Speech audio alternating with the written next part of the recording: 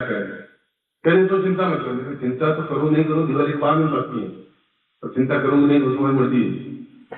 पिताजी गए जाके लाए बैलगाड़ी डाल। उसके बाद भी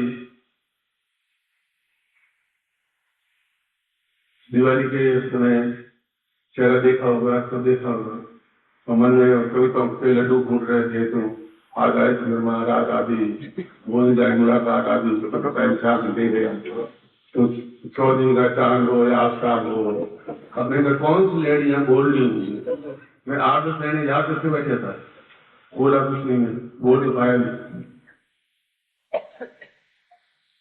फिर चलता साल में बाद में सन्यासी बन गया, साल में चला, मैं कहा चलो सन्यासी बन जाते हैं, जब ये अपना सब धर्म कर्म चलती रहेगी। फिर भी वे 6 महीने 7-8 साल बहुत आनंद में बीते, आज भी आनंद में बीते हैं, और जीवन का एक एडजस्टमेंट है, प्यार सलीका, तो सलीके के साथ में पूरे जीवन को सही ढंग से गतिशील किया। और जो कुछ पूर्वजों का ऋण होता है, बेटे होते चाहिए, पोते होने चाहिए, तो पूर्वजों का ऋण, देव ऋण है, देव ऋण को भी चूकता करने की कोशिश की। आप सब लोगों को अभी तक तो मैंने आपको कोई सौगंध दी नहीं, ये 2 तारीख 2 जुलाई जून चल रहा है, आज शायद 2 या 3 तारीख, यहाँ मंदिर बनवाया मैंने, काफी खर्चा किया है, 15-20 लाख रुपए। उस मंदिर में आप सब लोगों को हर हालत में आना है, ऐसी मेरी रिक्वेस्ट है, और ऐसी मेरी क्योंकि तो नहीं, दूसरी बात है मैं आज्ञा दूंगा नहीं, हमेशा कहता हूँ तुम्हारी जैसी इच्छा हो, जैसा एडजस्टमेंट हो वैसा कर लो, क्योंकि उसमें 1 तारीख को स्कूल खुलेंगी और 1 तारीख को रवाना होना पड़ेगा, 2 तारीख को फंक्शन है, 1 तारीख को कैसे निकलोगे, वो अपनी बीमार पड़ जाना, टाइफाइड हो जाएगा, तो मलेरिया हो जाएगा, बीमारी कोई ना कोई, तो आपके पास रास्ते बहुत है, दूसरे जो कुछ करने हो आप 1 तारीख को दोपहर को आ जाएंगे। तो वह एक देव ऋण है, पितृ ऋण है, वो देव ऋण है, देव ऋण को चुकाना है, और मनुष्य ऋण है, प्रत्येक मनुष्य को हम शिक्षित करें।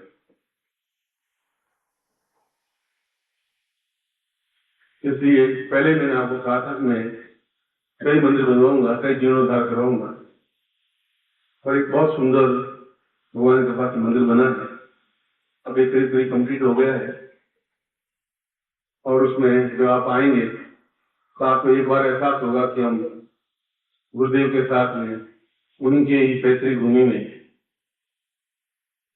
उन देवताओं के दर्शन किए जहाँ गुरु जी बैठे थे, हम बैठे थे।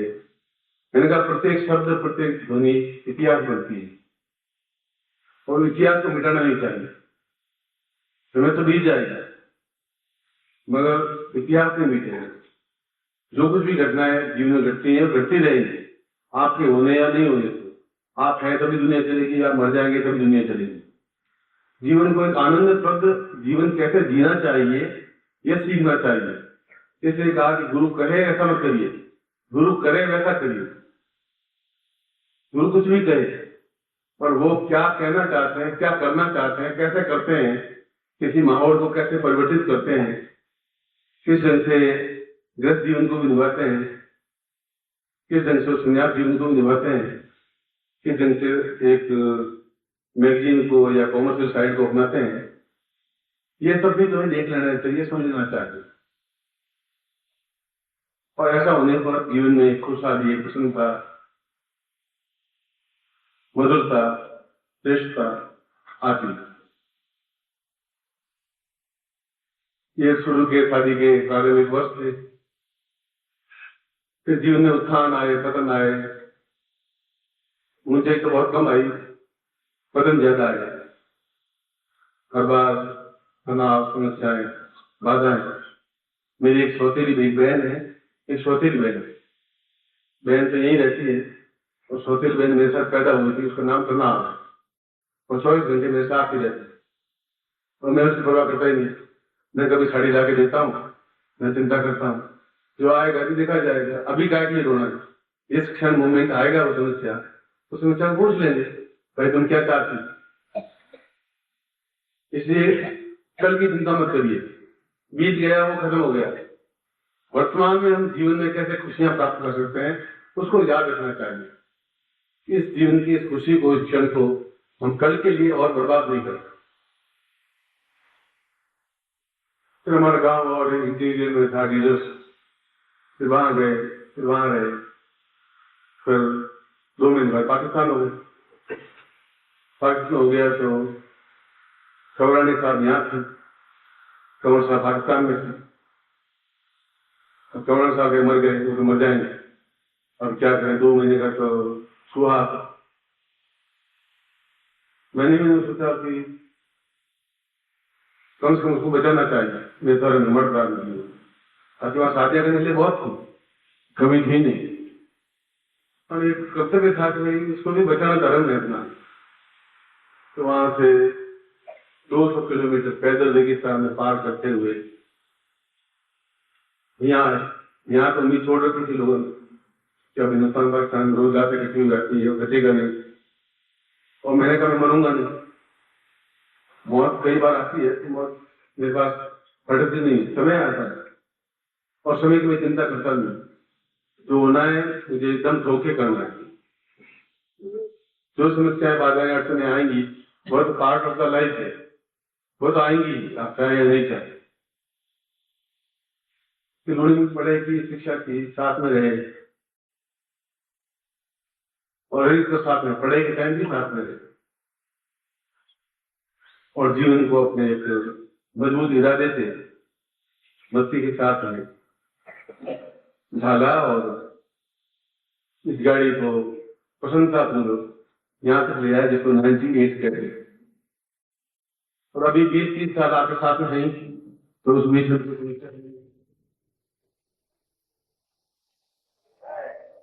हम चाहते हैं कि ये जिंदगी ऐसी मधुर से मन साथ में बीते, लड़ाई झगड़े नहीं हो।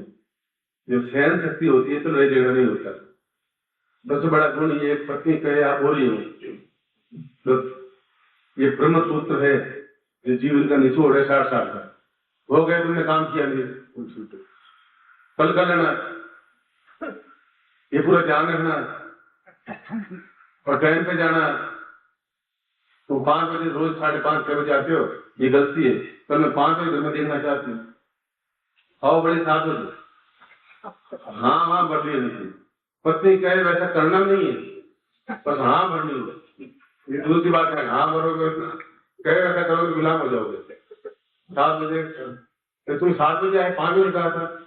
7 बजे ऐसा सज्जी अफसर है, सारा कुछ न घर जाता, सारा रंडी मर गई उसकी। अब मेरे तो बीवी और टेलीफोन है नहीं, मैं तो बहुत दुखी हूँ। कल मैं 7 साल थोड़ा दूंगा, नौकरी जाए पर मैं 5 बजे यहाँ रहूंगा। नौकरी जाके बच्चे कैसे खाएंगे? तुम कहे लेट हो, मैं तो फंस गया। और तुम सब्जी लेके आई नहीं, सब्जी के बाद चला तुम चली जाए या मैं चला जाता हूँ। जितना दूर रहे अलाय बलाय से उतनी अच्छा। इसलिए कान बहरे होने चाहिए। जिस पति के कान बहरे हैं वो सदा सुखी। खर गुगु मूर्ख पशु सदा सुखी पतिव्रता। एक गधा, एक उल्लू, एक मूर्ख, एक पशु, वो हमेशा सुखी रहते हैं। कोई कुछ नहीं करे, कोई धंधे बस कुछ नहीं, बस ठीक है। तुम सबसे अच्छी है, श्रेष्ठ है। तुम्हारे जैसे में देखी नहीं, बहुत ढूंढा, वंडरफुल बस। तुम्हारे जैसा कोई चीज बनी नहीं है, भगवान ने बनाई नहीं।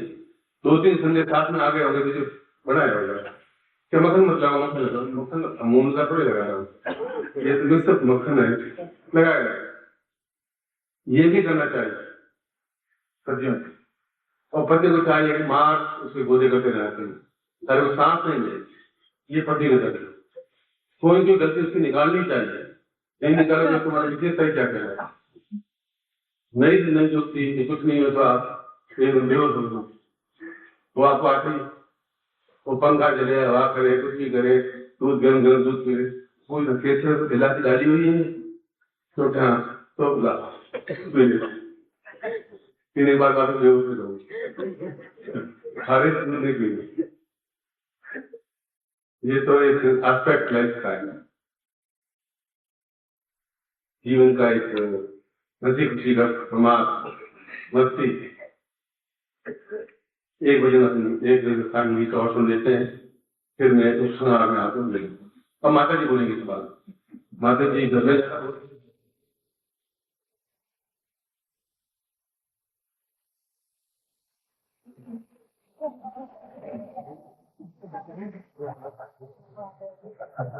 अरे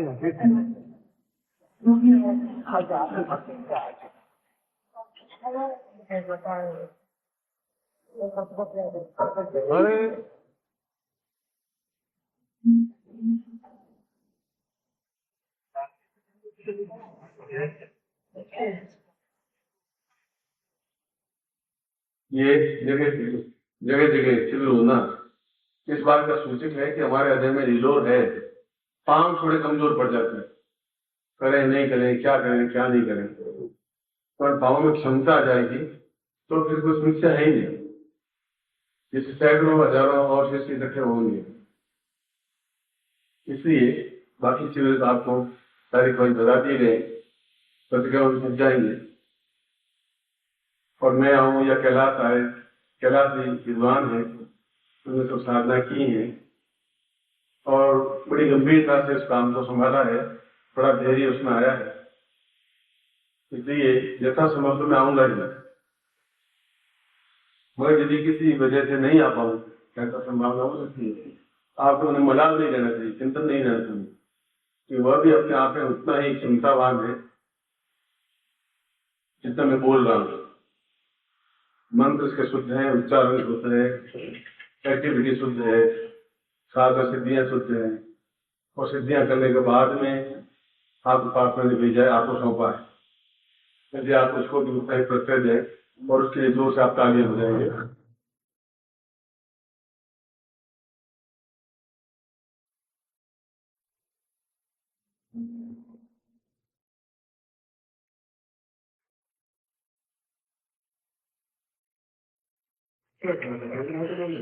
ताली बजाने के आप बोल रहे हैं।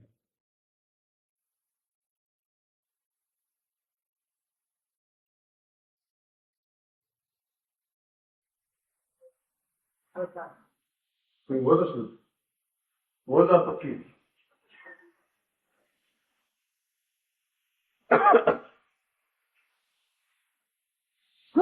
आज का शिविर समापन यहीं पर करते हैं। चंद स्पर्श होंगे और आपकी सबसे घटिया काम चंद स्पर्श के टाइम होता है और भगदड़ होती है, और केवल 15 मिनट में आपको चंद स्पर्श कर लेना, क्योंकि आए उस दिन से कि आप तो आए नहीं थे, मैं जल स्पर्श कैसे करेंगे, पानी जल संस्कार है, बैतूल वाले ने कहा, बाकी लोगों ने कहा, तो फिर आपकी इच्छाओं का मर्दन करना मेरा आवश्यक नहीं है। मैंने कहा कि अब गुरु है, कैलाश अरविंद है, नंद किशोर है, ये सभी भी अपने आप में सक्षम है, और कोई काशी के पंडित या उज्जैन के पंडित या विद्वान के पंडित सामने खड़ा कर दीजिए तो 21 ही आपको मिलेंगे और साधन सिद्धि प्राप्त किए हुए ही मिलेंगे। इसलिए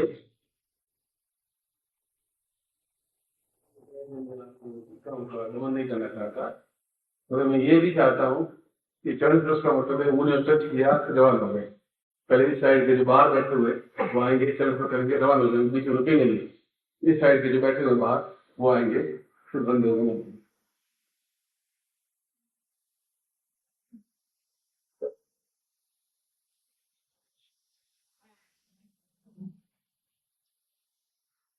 अभी उनके सारे लेफ्ट साइड में आप देखें तो चित्र भी बढ़ा देते हैं, कभी क्या बढ़ा देते हैं, उनका खेल निराला है। और उसके बाद समापन, शिवरात्रि के दोनों समापन होते हैं, प्रारंभ और समापन। इसलिए प्रारंभ ये होगा एक प्रतिपदा द्वितीय और तृतीया, और अंतिम ये 28 29 मुंबई में होगा। और आपको आसपास के एरिया को पूना या जो भी एरिया हो उनमें आपको आना चाहिए, और आना ही चाहिए। ये और बता देता हूँ, जिससे कि आप उसका आनंद ले सकें और कुछ न कुछ प्राप्त हो भी सके। एक बार पत्थर घिसने से अगर कुंदन नहीं बनता, 2 बार 4 बार 6 बार घिसेंगे तो कुंदन बनेगा ही बनेगा। और आप योग्य हैं और आप उस योग्यता तक पहुंच चुके हैं कि जहाँ भी गुरु जी होंगे, जहाँ भी शिविर होगा, वहां पे पहुंचना ही है। यही आज्ञा है। तो मैं जो कुछ मैंने अभी 2 जून को बताया, 2 जून को यहाँ पर मंदिर की प्राण प्रतिष्ठा है, 2 जुलाई, और बाकी ये शिविर है समापन करना। मैं एक बार फिर आप सबको आशीर्वाद देता हूँ और तालियों के बीच सबको आशीर्वाद देता हूँ।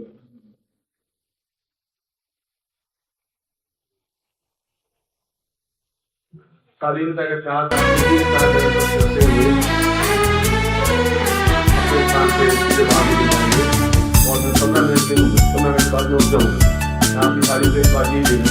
कितना तरसते हैं दीदार को हम, तुमको पता ही नहीं। घबरा के गम से तुम बिन न जाना, मर जाए ना हम कहीं।